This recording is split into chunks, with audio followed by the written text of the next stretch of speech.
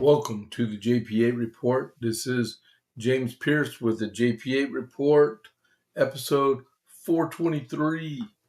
How's it going, everybody? Good morning, Covite for Life. I saw that you just texted that in. Thank you very much. Appreciate that. It's been a pretty eventful morning for the people that's been watching the news, what's going on down in South America. There was yesterday evening, our time, there was two earthquakes, and we'll get to that in just a minute. Let me go through the stuff what we need to go through. All right. So welcome to the JPA report. If you're not already a follower of the podcast, right beside where it says join on your screen for the while you're watching, unless you're watching on TV. But right beside it says you'll see join. You see a little bell. Click on that bell, and on the bottom of it you'll see follow. Click the follow button for me, and then give me a thumbs up for the podcast for the day, a like, and then chat. We already got, like I said, Ricky, a Covite for Life. He's already said, have a great morning. That's awesome, right? Cool. All right, so onward to America 250, where every day we talk about something that happened 250 years ago today. 250 years ago today, this was developed. The $2 bill. All right. The first $2 bill was authorized by the Second Continental Congress to fund the American Revolution. They call it back then they called it a bill of credit. Okay. But yeah, so the $2 bill, that's two things I've wondered. Why did we have a $2 bill? Because you never see a $2 bill anywhere else, right? That's why. And then two, on the back, if you look on the back of the $2 bill, it has a picture, a rendition of the Declaration of Independence. That's cool. That is really cool stuff. In God we trust, $2. And like I was telling Rachel just a minute ago, the original traders. That's cool. Man, I give these to my grandson every year for his birthday. I'll put that there, so I'm going to put it back. All right. So that is, and then we have a quick letter. I haven't written a letter in a while. This is from Major General Philip Schuler. He's the commanding general up in from Canada. It's to General Washington. Dear General, about an hour ago, General Arnold, who has arrived here from Canada, sent me a letter from General Sullivan enclosing one from General Arnold to him, and another to Colonel Hazen, and a third to Lieutenant Colonel Antill, copies of which I do myself the honor to enclose. The grief I feel on the evacuation of Canada of our troops is greatly alleviated by the little loss sustained in the retreat, and hope that I have that we shall maintain a superiority on the lakes. Your Excellency will observe that General Sullivan intimates that farther than the Isle Onoy, he could not retreat without your Excellencies or my orders, previous to which he observes that the Council of War was unanimous for coming to Crown Point. I do not hesitate to say that I wish he had retreated, at least as far south as Point as Fier or Ile-le-Mont. I don't know where that is. And I am afraid that the enemy will throw themselves between him and a broad part of Lake Champlain and render it extremely difficulty, if not impossible, to send a supply of the provisions, as they can, with light cannon or even wall pieces, command the waters from shore to shore in most places for 6 miles south of Isle-Unoy, and in many even with musketry. Did not the danger of remaining here, especially with an army broken and spiritless, and who wish to much to come further south, that the officers of General Arnold informs me We have already embodied and treated him to come away appear to me too great to admit of the delay of your waiting for your excellency's orders. I should not send mine for a further retreat until your pleasure could be known, but I trust I shall be justified in doing it, and yet I believe the order will meet the army on this side of Al Unoy. Be pleased to order up 6 anchors and cables for the gonadals that are constructing of the size of what is called a small anchor and cable of the Albany sloop. I shall immediately write to Governor Trumbull to procure 50 ship carpenters if he can, and send for a like number to the Massachusetts Bay.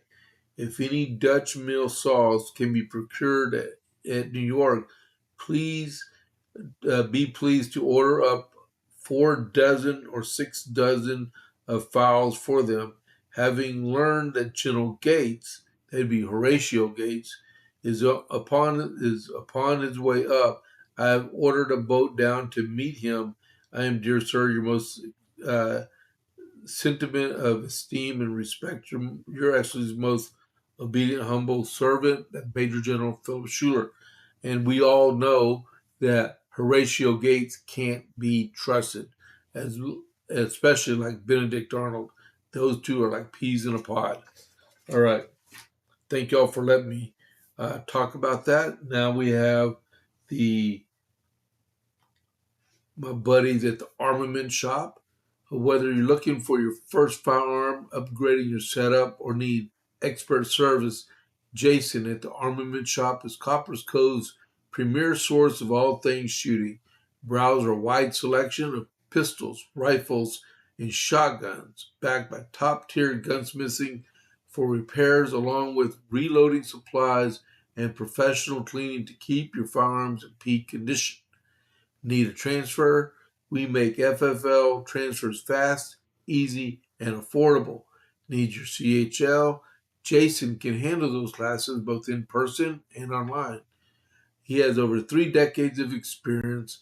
Visit the armament shop today at 115A West Avenue D in Coppers Cove, or call or text at 254-560-2023, or visit www.armamentshop.com. That's www.armamentshop.com. The Armament Shop, your safety, our priority. All right. Thank y'all very, very much. Like I keep saying, Jason Stevens is a really awesome guy. So before we get into the Iran update, as most of y'all should know by now, because we're pretty astute in the news these days, yesterday evening, about 5 p.m. Central Time, 6 p.m. Eastern, right? Uh, Venezuela sustained 2 earthquakes west of Caracas, right? There was a 7.2 and a 7.5 earthquake. I just printed this off, and it's not even the right numbers on it. Wow. I tell you what. All right. So I just go by this. President Rodriguez in Venezuela said 194 people have been killed so far, and over 940 have been injured. And there's rubble all over the place. The earthquakes happened like a minute or 15 minutes apart yesterday, and people are buried in rubble. Secretary of State Marco Rubio was saying that you have upwards to about 48 hours for a rescue effort to get people out of an earthquake-prone area. Then after that, it's not very good for the people that are buried. So they got to work most expeditiously to try to do the rescues, right? I'm only going to read part of this, right? President Donald Trump late Wednesday said late Wednesday that 2 powerful earthquakes had struck Venezuela, and it called what he described a devastating number of deaths as officials continue assessing the extent of disaster. interim president Rodriguez said she said that at least 32, it's 196 or 194, and then over 950 have been injured so far. This is the the most devastating earthquake in over a century. That's what they were saying on the news this morning. Trump's comments uh, came back-to-back earthquakes rocked Venezuela earlier Wednesday, causing widespread damage, including the capital of Caracas, where buildings were damaged and rescue crews were going through the rubble. Trump called the pair of massive earthquakes that caused widespread devastation. He was quoted as saying the two major earthquakes just hit the great people of Venezuela, and massive in scale, left a devastating number of deaths. So it's, and he also said the USA stands ready, willing, and able to help, which is good. We've seen a very great transition in Venezuela ever since January when Maduro was taken out of that country. So we just need to stand by them and support them. All right. Wow. All right. So the Iran update. So this is what happened yesterday and last night.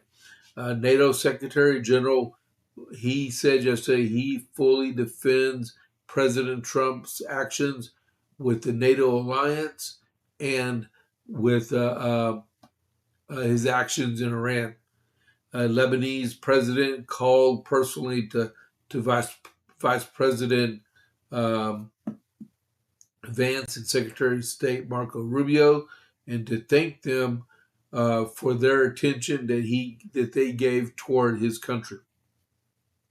Secretary of Energy Chris Wright says 20 million barrels of oil passed through the Strait of Hormuz in the last 24 hours, and this morning they were saying 69 vessels, petroleum vessels, transited the Strait of Hormuz yesterday. That was the highest number of ships that passed through since March 2nd. Iran declares the Oman route completely dangerous and will take action in any ship that decides they want to try to take that route.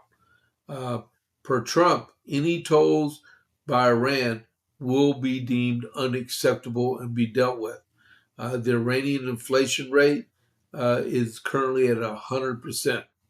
All right. The stock market. Stock market closed yesterday at 51,848.90. It was up 182.06.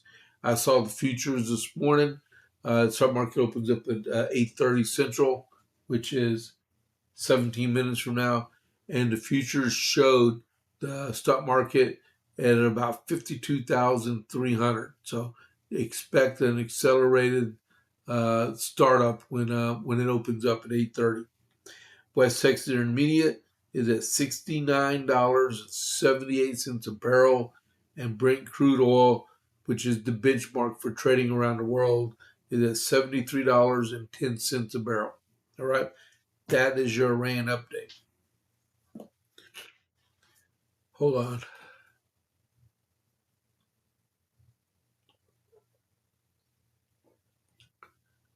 Okay, we got people online. That's good. So, yesterday, and I learned some stuff watching Vince this morning too. The president, the president said there was going to be a signing ceremony yesterday in D.C. for the housing bill, the bipartisan housing bill, the bill that's veto-proof that the president wanted really, really bad. Well, he changed his mind about signing it. Said he wants to save America first. That's the way it is. And so he said, I'm canceling it. And so, but if you read the Constitution, which if you're a Democrat, you don't read the Constitution, but if you read the Constitution, the president has 10 days to sign the bill, not including Sunday. Go figure, right? That I learned that from Vince also this morning. he has 10 days, not including Sundays, to sign a bill that's been put on his desk, or he can veto it. The problem is, if he tries to veto it, it'll be overruled because it passed 85 to 5. And wow, there's 10 people who didn't vote. 85 to 5 in the Senate, and then it was like 384 to 32 in the House of Representatives. So both of them are veto proof, right? So what do? The president said that he is not going to sign it until he has the Save America Act. Well, according to Mr. Vince, the bill originated in the House of Representatives, and according to the Constitution of the United States, if a bill is presented to the president after passage. If it's passed in the Senate Majority Leader presents it to the president for signature, and that's when the time starts. But since the bill started in the House, that means the Speaker's got to present the passed bill to the president. The 10 days does not start until the president gives the bill to the president for signature, right? And I don't think they did that. So if that is the case, we're still at day 0 with 10 to go until they decide they want to give it to the president. So he can hold off on that bill for months and wait for the passage of Save America Act. That's a lot. And that would be skillful political maneuvering right there. I would have never thought about doing something like that. That is crazy. But to go along with that, I'm going to skip to the other one. The Speaker came up with a dynamite idea yesterday. How about doing a third reconciliation bill? And he put the Save America Act in there. Well, you may be thinking, that doesn't make sense because you can't put policy in a reconciliation bill.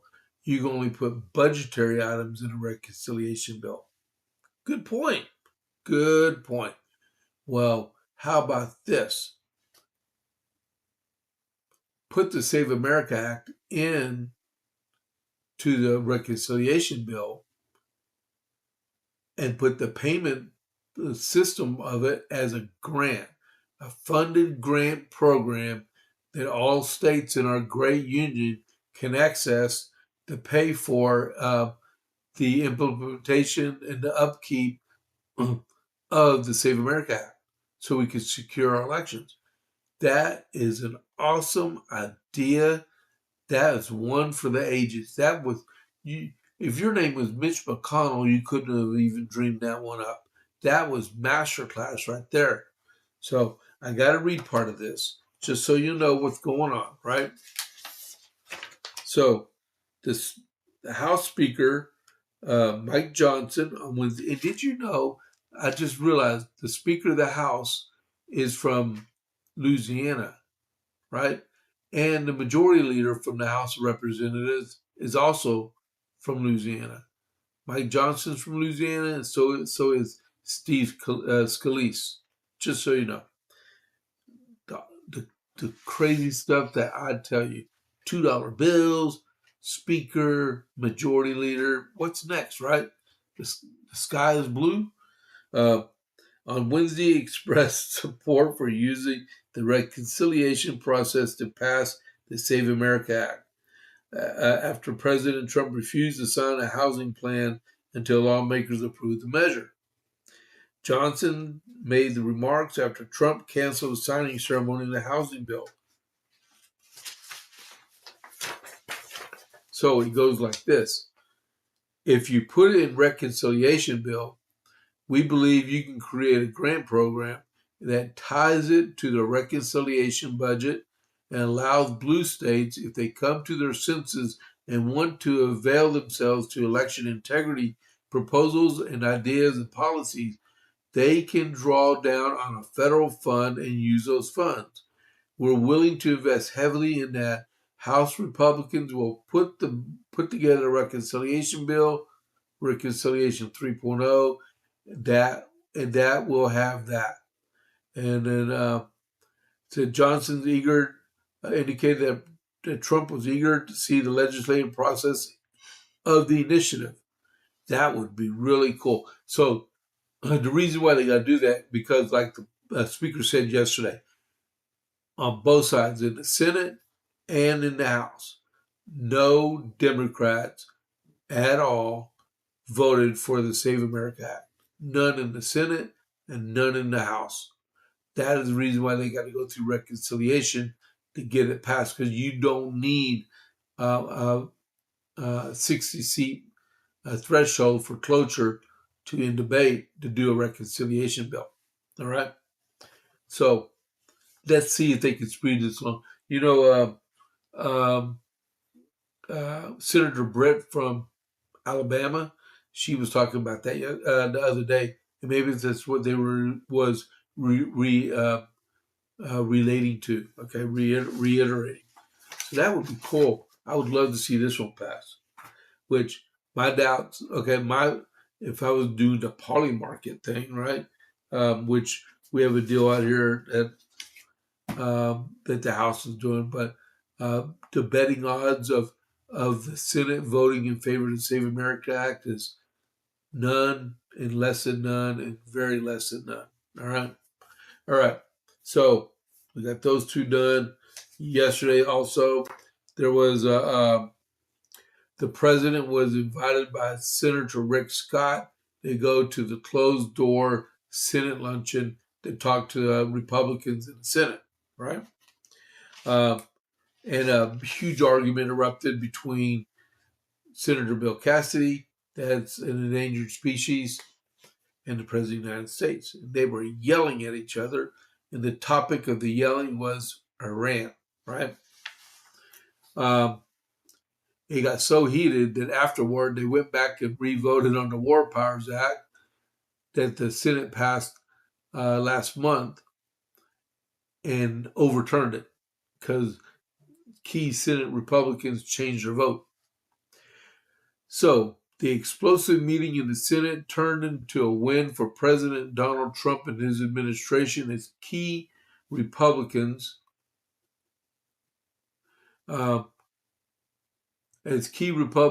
flipped on another bid to handcuff the president's authorities in Iran. In the final act before leaving Washington for a 2-week break or vacation, because I want to see how many of them actually work. How many of those people are actually going to go to events around the 250th anniversary of our country? We'll see. But yeah, for over a 2-week break, the Senate rejected the Democrats' attempt to rein in Trump's War Powers Act as talks continue between Iran and the U.S. to hammer out a long-term peace deal. It was the same War Powers Act from Senator Tim Kaine, Democrat from Virginia, that passed over a month ago and stunned Republicans in the upper chamber.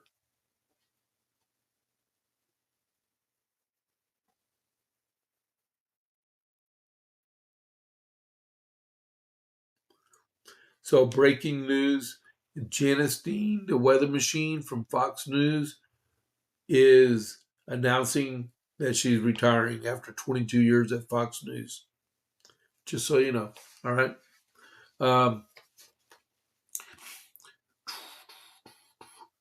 Let's see. In its final act before leaving Washington for a 2-week event, the Senate rejected Democrats' attempt to rein in the War Powers Act on Iran. It was the same War Powers resolution and Tim Kaine passed over a month ago and stunned Republicans in the upper chamber. What seemed like a predetermined outcome just hours after Trump and Cassidy sparred over the Iran war and the administration's lack of forthcomingness with lawmakers during a closed-door meeting to discuss the president's marquee voter ID and citizenship verification legislation turned into a surprise late-night win. Trump argued the GOP to the GOP that the previous war powers resolution, which passed Tuesday, thanks to a pair of Republicans being absent, hurt the administration's negotiating position with the Iranians. Meetings with key holdouts at the White House helped change the minds of Cassidy and Rand Paul, who has routinely voted with Democrats on every war powers resolution brought forward, and provided the administration with a win as they look toward a deal beyond a 60-day memorandum of understanding with Iran. I want to thank the Vice President and Special Envoy Wickoff for the thorough briefing this afternoon on Iran, Cassidy said on X. And what it is, as keyword, he got his butt kicked by the president in a closed-door lunch session. But the vote passed 50-48. All right? Wow. Would I would like to have been a fly on the wall of that argument. That would have been something else. All right, hold on just a second here. All righty. I am not going to get through the rest of this. I know that. Do we want to talk about we'll talk a little bit about it. The communists that got elected in New York. You know, all three of those people they won their nominations were running in very safe dark blue seats. They will not get beat by any Republicans, right? They probably won't, right? But two of them be incumbent Republican seated members of Congress, and the other was an open seat, right? But yeah, so President Trump blasted the far left socialist sweep of multiple New York City congressional districts and offered a stark warning of a downtrodden blue states. Many communists running in badly failing blue states. Oh yeah, this is on True Social, so it's in blurbs, okay? The votes seem to have been doing quite well against each other. The bad news is that history has consistently shown that downtrodden states that they will soon be running with will only get worse. MAGA. The three candidates, all endorsed by Mamdani, won their primary elections and have virtually unimpeded paths in Congress in deep blue districts.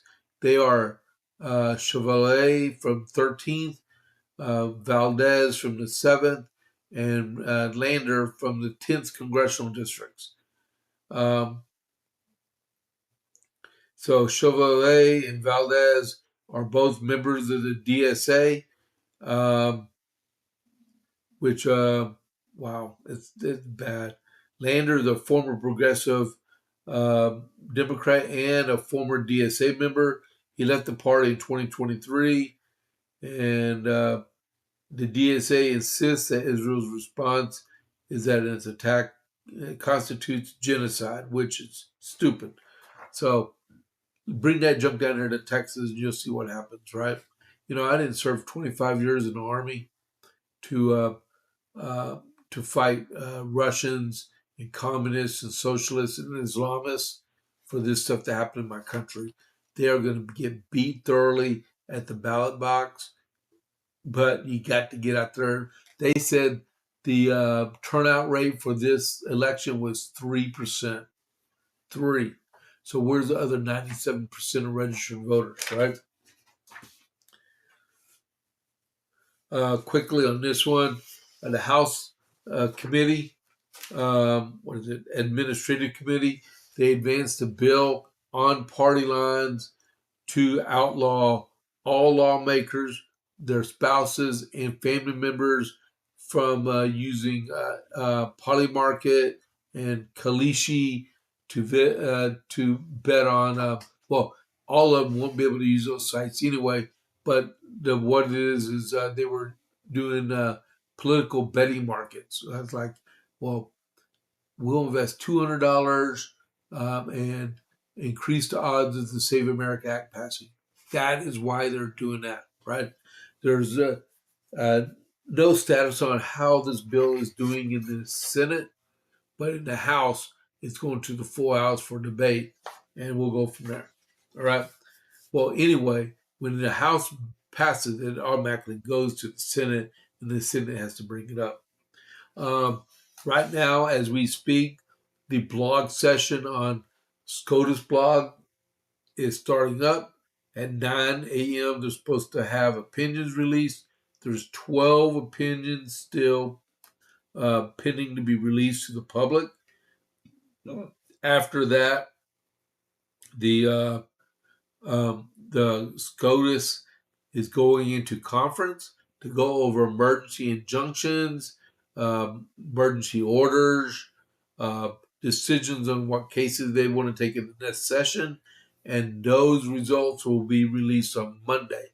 Now, if they don't release the remaining 12 cases, they still can do that on Tuesday, or they can even do it on Monday.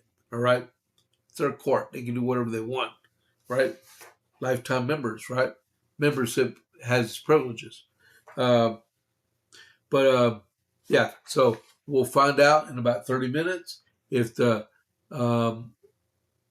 birthright citizenship bill, if it gets released, or even if the mail-in ballot thing gets released. So it's a waiting game.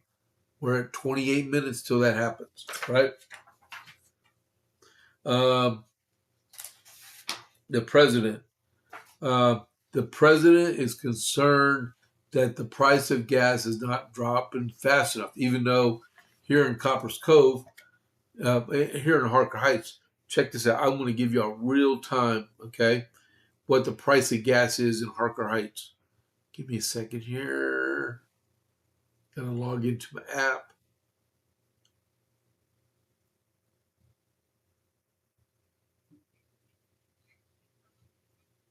Gas in Harker Heights is $2.91 a gallon. All right. Wow. All right. $2.91. Well, he's concerned that gas is way too high still. Excluding state taxes on gas, gas should be a lot lower than this. I would like to see gas about $2 a gallon. That'd be great, right? 91 more cents to go. But he is ordering the Justice Department to investigate these oil companies to make sure there's no price gouging. He's not saying that there is, because you still have 30-day contract price with gas, buying it on an open market. The same thing with buying oil on open market. You have a contract price and a retail price, and the retail prices take a while to drop after the 30-day contract price. So we just got to be a little bit more patient on the deal. But to be on the safe side, the president told the Department of Justice with Todd Blanche. Matter of fact, his confirmation date is July 15th to become the next Attorney General. But he wants them to look into it to make sure nothing's being price gouged. Okay? All right. Clean Daily Herald, 2 powerful quakes hit Venezuela. They're a day late, $1 short. All right. So if you saw the title of the podcast today, it is Taylor Sheridan. Okay, it's Dems threaten rule of law. So the other day, Taylor Sheridan was interviewed by Joe Rogan, right? And I'm probably going to read most of this. I've already read it, but you got to hear this. I did not know that Taylor Sheridan was a conservative, but evidently he is. Yellowstone creator Taylor Sheridan warned Joe Rogan that Democrats' refusal to acknowledge President Donald Trump's legitimacy, particularly in the post-COVID era, threatens the rule of law. In both his first and second terms, Trump is seen as a massive pushback from leaders in major institutions. This ranges from sanctuary cities refusing to work with federal agents to major officials going against his agenda as commander in chief. Even on ground level, there has been popular sentiment that he was not legitimately elected president. This comes amid the same years that America's other major institutions have a crisis of legitimacy after COVID-19 pandemic, something Sheridan addressed in his interview with Joe Rogan. Quote, I think in 30 years when they look back, like we are still suffering from a society from COVID, like still, and not so much from the disease itself, but our faith in the institutions around us, he said, whether it's government, whether it's media, whether it's pharmaceutical companies, and the way that it was manipulated to gain power for a political group, and it was effective. That so when something's effective, when people keep going, keep doing the same thing until it's no longer effective, right? He argued that the similar ideas in the military, from initiative to win the hearts and minds of America's adversaries abroad. Sheridan suggested that this may have worked in Japan, where the emperor had implored his subjects to stand down and surrender amid World War II. It has not worked in other places. America's conflict, however, is an internal one, he suggested. So our government, it's so dangerous what we're seeing. You can like Trump or not like Trump. He continued, noting that people are going to like presidents and dislike presidents, but now define the rule of law because he happens to be the head of the federal government and openly define the federal government. The repercussions of that are going to be, okay, fine. You can't stand this man. You think he's a terrible president and you're not going to follow his laws, but that's the new normal now. That's right. He's right. So when a president gets in that you support, then the other side, because we've established this precedent, they're just not going to follow his laws either, Sheridan warned. And now we've eroded the rule of law, and then what happens? The slippery slope is dangerous, very dangerous, Rogan said, noting that while he is not in favor of illegal immigrants being in the United States, the normalization of militarized police in public life may enable the far left once they get back in power. Rogan added further that he isn't even sure whether there's another way to do mass deportations, noting that quick removals may be the answer to Democrats having allowed an overwhelming and rapid influx of legal immigrants, but nothing less. You're setting a weird precedent. You're setting a precedent that can be used in other ways. Quote, this is from Taylor Sheridan. It's slippery. It is slippery. And again, what's good for the goose is good for the gander. And these politicians right now who are doing all this tremendous disservice in Washington, I feel, our elected officials, because they are not thinking beyond this next election, and maybe they never have, Sheridan said. But they are better at hiding it, maybe. That's right. I hate this guy. I hate this guy. Our president was talking. Our pastor was talking about that in church last night. Forget the rhetoric. He is your president. You follow your president because, like the basis last night, we were talking about 2 Samuel chapter 1, right? When David found out that Saul and Jonathan were dead, right? And this descendant of an Elamite came up to David all dirty and bloodied, and was telling David how Saul was dead, right? And he said, how do you know Saul was dead? Well, I saw that he fell on his sword and he didn't die. And he didn't want Saul to suffer. So he went up there and killed Saul the rest of the way and took his crown and some jewels to bring back, right? Well, like David was saying, uh, well, why did you kill God's anointed leader of Israel? Because David already reserved himself and the people around him, they were not going to kill God's anointed. So what happened to the guy that killed Saul? He got executed, right? Because he did not, uh, it was not his job to do that, right? Same thing in our country. We have a president. We're to follow our president. We're not supposed to destroy him politically. I mean, I do this podcast. I tell you all the facts, right? I may like call Graham Plattner, Oyster Boy and stuff, but you know what? If they're in the city, they got a job to do. Like when I was on the city council, I had a job to do. I needed that support. Unless I did something illegal, I needed that support. Now, when the next election comes up, it's game on, right? Don't lie about people and stuff. But we have a problem where the Democrats are destroying the rule.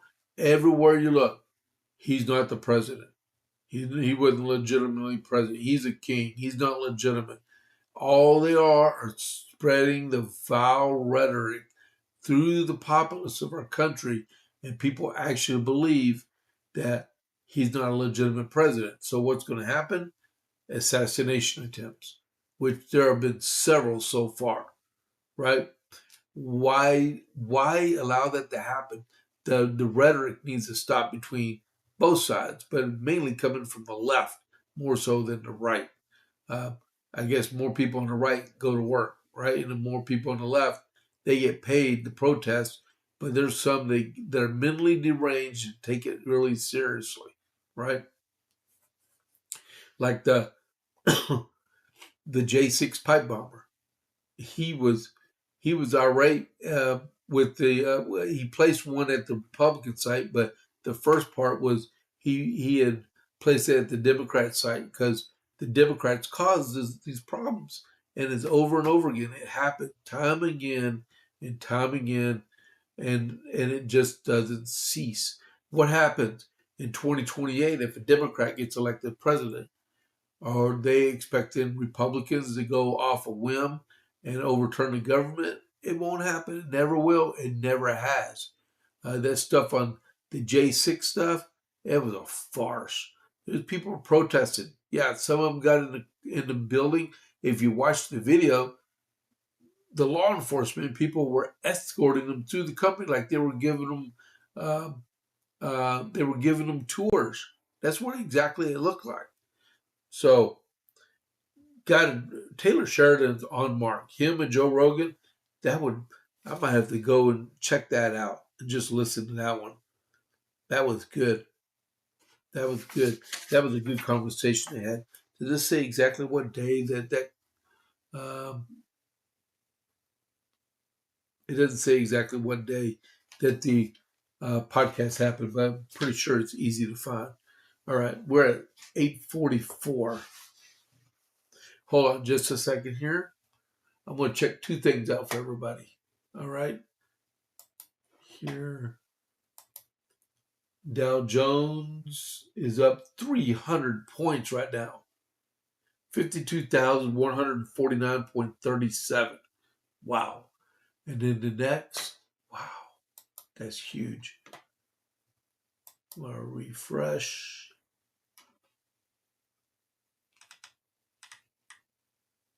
Okay, I'm looking at the calendar and they do not have anything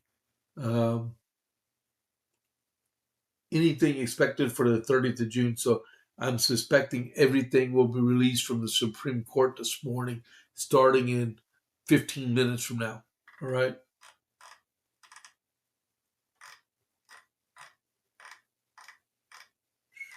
There we go.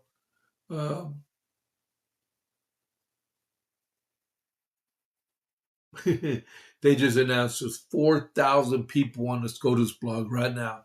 Wow. Okay, so let's get to the rest of this. President Trump was at the, wow, that's a lot of people on the blog. Everyone's expecting announcements to come like really soon. Let's see. America is back. The president kicked off the Great American State Fair last night, touting America's success under his leadership and likening his political movement to the American Revolution during his remarks on the National Mall. Just like those patriots in 1776, over the past 17 months, we have taken power back from the far-off political class. Trump told a crowd gathered in the nation's capital for the opening ceremony, "We're going to take it back, but it's not going to happen. They're going to take it back, but it's not going to happen. We have reclaimed our sovereignty, regained our liberty, restored our prosperity, and we have saved our country in all things. We have once again putting the American thing back, America first." President walked out to Lee Greenwood performing "God Bless the USA," which is an awesome song. And if you didn't know, they used to play God Bless USA at all Army military events for years, right? It's part of the opening ceremony for celebrations surrounding the nation's 250th anniversary or semi-quincentennial. Say that 10 times fast. The president's remarks were preceded by military flyovers to B-2s and F-35s, as well as comments from Trump cabinet members and music from the U.S. Marine Band. America is back, declared Trump to a roaring crowd. "We're the hottest country anywhere in the world. We're respected by everybody. Nobody's laughing at us anymore." Trump uses remarks to tout the improvement for the nation's capital, saying homeless encampments and graffiti have been removed. More than 50 monuments and memorials have been repaired and beautified, and dozens of statues have been cleaned since he returned to office. Trump also pointed to repairs at Union Station, Meridian Hill Park, Lafayette Square, that's right behind the White House on the north side, and the reflecting pole, which has been gruesomely vandalized by thugs. And the vandals got to it. They're largely been caught and are being prosecuted. We can't let that happen to our country. So the Great American State Fair goes on from today, June 25th, all the way to July 10th in Washington, D.C. I got to tell my daughter, Rose, that she and her husband, he's graduating from ALC, Advanced Leaders Course at Fort Eustis, and they're going to spend next weekend up in Washington, D.C. for the festivities. That's going to be awesome. I wish I could go there with them. All right. So here in Texas, in Travis County, we had a judge that refused to officiate same-sex weddings.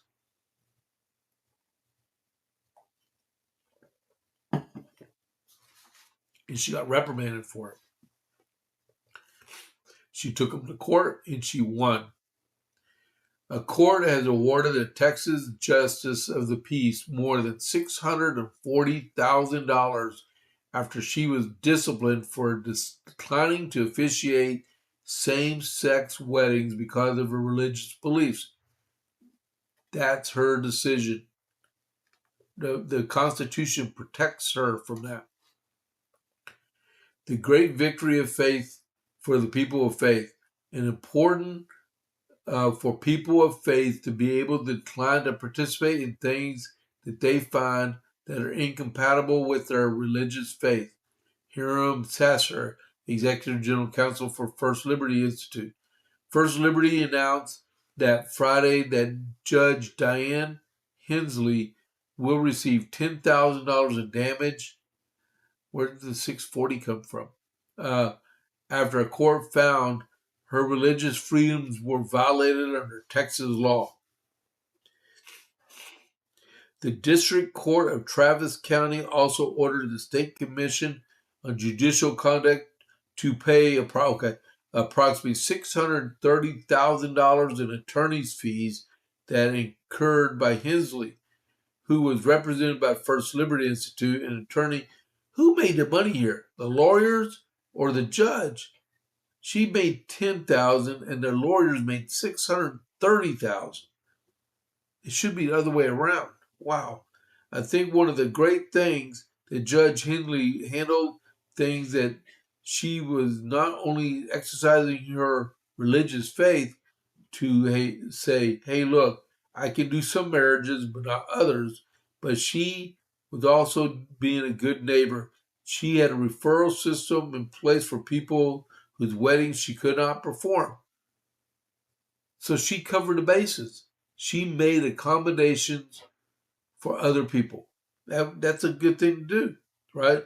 According to First Liberty, Hensley faced disciplinary action after choosing not to officiate same-sex weddings because her Christian faith.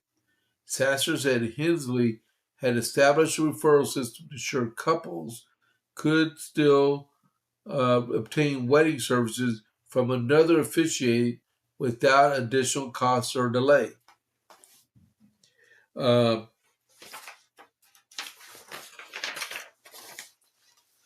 Sasser said that Henley first received pushback from the State Commission on Judicial Conduct in 2018.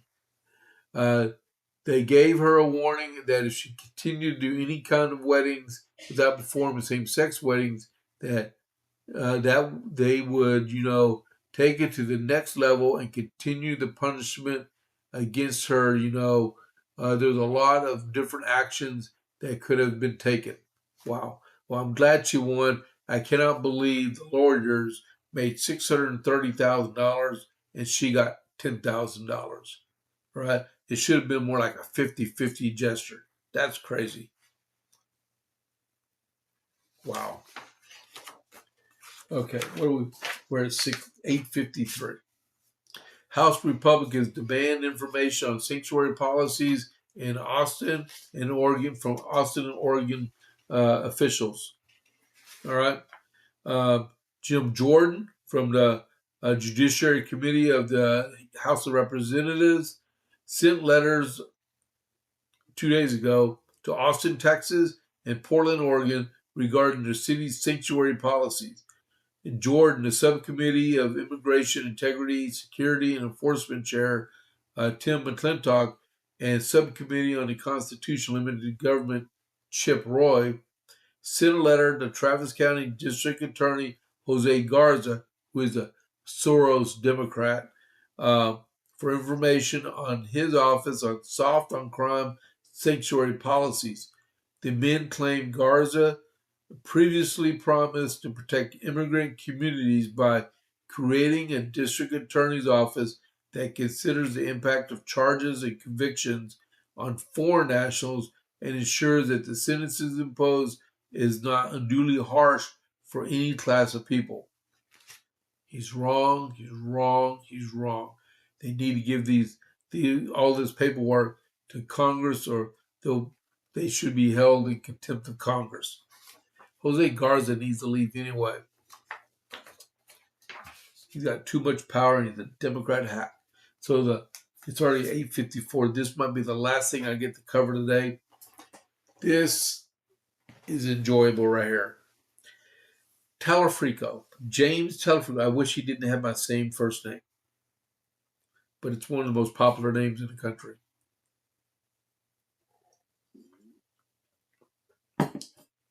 All right.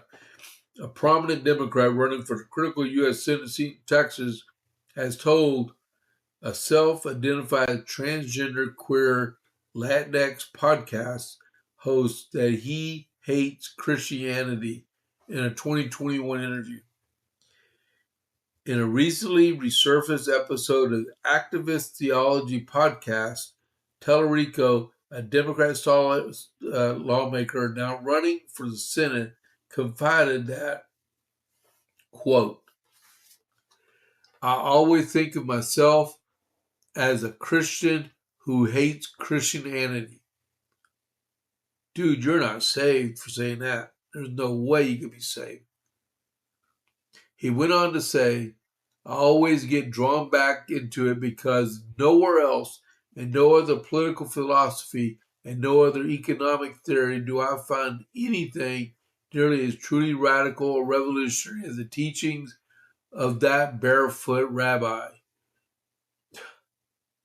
Moments later, he told the podcast that he believes the teachings of Christ are similar to the teachings of Buddha and other mystical traditions. Democrats are hopeful Telefrico will flip Texas. There is no way on God's green earth that he's going to flip Texas at all. He said God is non-binary, that there are 6 genders. And said during the interview, Telerico said he was inspired by Espinoza's writing, saying, I could not contain my inner fanboy because I read your book last year and it continues to inspire me, and y'all's work continues to inspire me. Telerico explained that bringing up the influence that he was described as what he described as a Christian Antichrist tradition. He's full of it. All right. You know what? I'm going to keep that one. All right. So, 8:57. We're getting ready to go to Vince. I mean, not Vince. Bongino. Matter of fact, Vince this morning said on Monday he's going to host his show and he's going to host Bongino show, Dan Bongino show. So I'm sandwiched between both of them on Monday. All right. So it's 8:57. This is what we got going on, right? Tonight at 6 p.m. in Gatesville, Texas, we have Pints and Politics by Chip Howe. It's going to be at Rancher Steakhouse. It's on 84 and 36 in Gatesville. All right? Come on out. It's pretty fun. Me and my wife will be there too. All right? So we'll go back to me. We'll go back to the next one. So Saturday morning at 11 a.m., again in Gatesville, but this time at the Feed Mill. It's at 108 North 6th Street in Gatesville, called the Feed Mill. It's Coryell County Republican Women, their monthly meeting. Caitlin Ross is going to speak, and she's going to talk about data centers and transparency. Next, we have Monday with Westside Conservative Coalition. That's at Harker Heights at 6 p.m. at Papa's Cafe in Miller's Crossing. It's our monthly meeting of conservatives. And then the last thing I want to bring up is Tuesday, June 30th at 6 p.m. at Trinity Worship Center, 1802 Martin Luther King Jr. That's our organizational meeting for the Coryell County Republican Party. That is a required meeting. Has to be done 45 days after the term begins for the party chair for Coryell County. That's by state law. So we're having it 3 weeks later on June 30th. That's where we identify our new executive staff with the chair and swear in the chair and all the precinct chairs, right? So that'll be happening Tuesday evening at 6 p.m. at Trinity Worship Center. If you're Republican, you're invited to attend, all right? So that is the JP8 report for the day. Thank y'all for tuning in. I'm about to initiate the raid. Oh, man. All right. So thank y'all very much. I appreciate it. Y'all have a great day. I'm going to put my end slide up and I'm going to go forward and do the raid. Y'all have a great day. Thank y'all. This is James Pierce of the JP8 report. I'll catch you on the flip side. I'm out. And the raid has been initiated. You got 10 seconds. See y'all tomorrow morning.